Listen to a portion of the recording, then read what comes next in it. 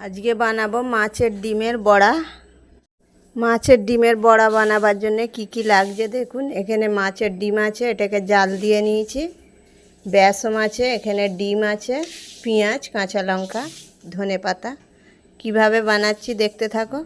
রেসিপিটা প্রথম থেকে শেষ পর্যন্ত দেখবে, আশা করছি তোমাদের ভালো লাগবে। পেঁয়াজ দেবো, কাঁচা লঙ্কার কুচি দেবো, অল্প আদা রসুনের পেস্ট দেবো, লবণ দেবো, হলুদের গুঁড়ো দেবো, লঙ্কার গুঁড়ো দেবো, জিরের গুঁড়ো দেবো, ধনের গুঁড়ো দেবো, তেল দেবো। পেঁয়াজগুলো মশলার সাথে মাখিয়ে নেব। এই জায়গার মধ্যে ঢেলে নিচ্ছি, এটা ছোট হয়ে গেছে তো তার জন্য বড় জায়গায় নিয়ে নিচ্ছি। মাছের ডিমগুলো ভালো করে মশলার সাথে মাখিয়ে নেব।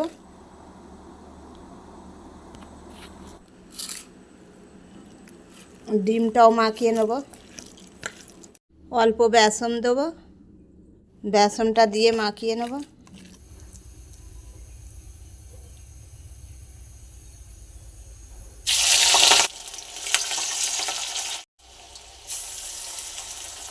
এক এক করে সব উল্টে দেবো।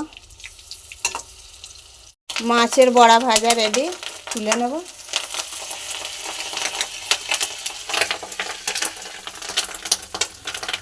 তোমরা এটা রুটি দিয়ে খেতে পারবে, যারা রুটি খাও তারা রুটি দিয়ে ঝুড়িটা খেতে পারবে, আর যারা ভাত দিয়ে খাবে তারা বড়াটা খেতে পারবে।